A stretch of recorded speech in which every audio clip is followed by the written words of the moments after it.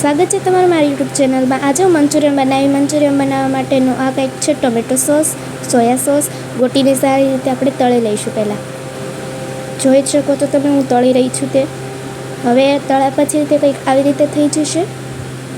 હવે એનો વઘાર માટે લસણની કળી, કાંદા અને કેપ્સિકમ છે જેને આપણે સારી રીતે તેલમાં બોઇલ કરીને સ્ટેડવી લેવાના છે। કંઈક આવી રીતે સારી રીતે મિક્સ કરીશું। અને હવે એની અંદર નાખવાની છે આપણે ખમણેલી કોબી અને આ કેપ્સિકમને નાખીને આપણે સારી રીતે હલાવવાના છે। કલર ચેન્જ ન થાય ત્યાં લગી હલાવી રાખવાના છે। તમે જોઈ શકો છો સારી રીતે તેનો કલર ચેન્જ થઈ રહ્યો છે। હવે તેને ઘડીક હલાવ્યા કરીશું। તમે જોઈ શકો છો સારી રીતે તે મિક્સ થઈ ગયા છે। હવે આપણે એની અંદર મસાલો નાખવાનો છે, પણ તેને પહેલાં પાણીમાં બોઇલ કરવાનો છે।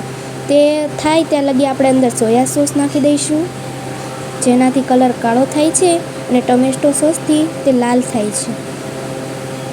સોયા સોસ નાખ્યા પછી કંઈક આવી રીતે મંચુરિયન બને છે। હવે એની અંદર લાલ મરચું પાવડર, ટમેટો સોસને નાખીને મેં કંઈક આવી રીતે મંચુરિયન બનાવી લીધું છે।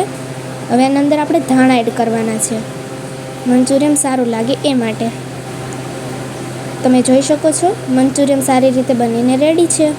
જેને ખાવું હોય તે સરસ મજાનું મંચુરિયન ખાવા આવી જાય। વિડીયો ગમે તો લાઈક, શેર ને સબસ્ક્રાઈબ।